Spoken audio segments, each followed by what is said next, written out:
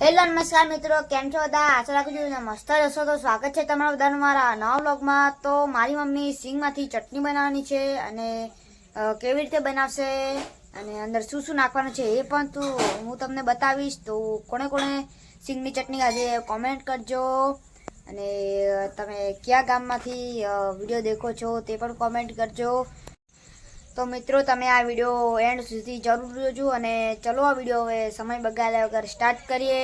તો સૌથી પહેલાં લઈ લેવાની છે આટલી મગફળી અને તેમાંથી દાણા કાઢી નાખવાના અને પછી ગરમ તવીમાં શેકી નાખવાના છે. બરાબર શેકાઈ જાય પછી તેને નીચે ઉતારીને થાળી દેવાના અને ખાંડીમાં લઈને બરાબર ખાંડી નાખવાના.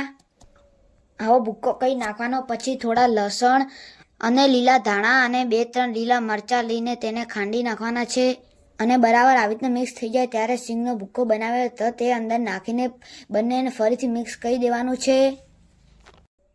તો બરાબર આવી રીતના ખાંડીને મસ્ત મિક્સ કરી દેવાનું છે અને પછી અંદર જરૂર પડતું મીઠું અને તમને જેટલું તીખું બનાવવું એટલું મરચું નાખી દેવાનું છે.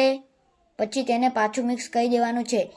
બરાબર મિક્સ થઈ જાય પછી તેને આવી રીતના બની જાય છે અને આવી રીતના મસ્ત કલર બદલાઈને મિક્સ થઈ જાય છે ત્યારે 2-3 ટીપટી તેલ લઈને તેમાં જે આપણે બનાવ્યું હતું તે અંદર નાખી દેવાનું છે અને પછી તેને વઘારી દેવાનું છે.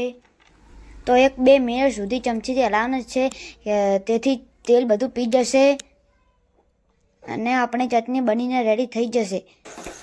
તો મસ્ત તેલ પીને એકદમ રેડી થઈ ગઈ છે.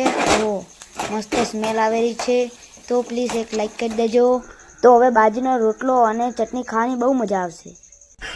તો મિત્રો આપણી ચટણી બનીને થઈ ગઈ છે રેડી અને તમારે પણ ચટણી ખાવી હોય તો આવી જજો બાજરીના રોટલા સાથે.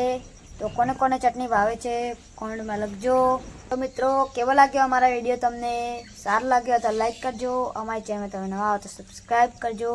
તો મિત્રો આજના વિડીયોમાં બસ આટલું જ. ફરી મળશું એક નવા વ્લોગ સાથે. જય શ્રી કૃષ્ણ.